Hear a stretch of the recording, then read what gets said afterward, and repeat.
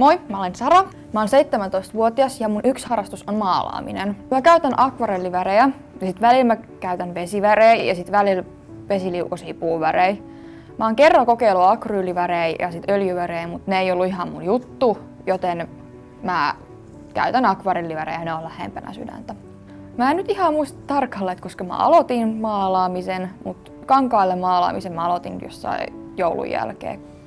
Tykkään maalata lähinnä kaikkia metsiä, taivasta ja sit jotain mun hörkkihahmoja, mutta ja suurin osa kun jotka katsoo näitä mun tauluja ja ihmettelee, että mitä sä tarkoitat tolla, mitä sä ajat takaa.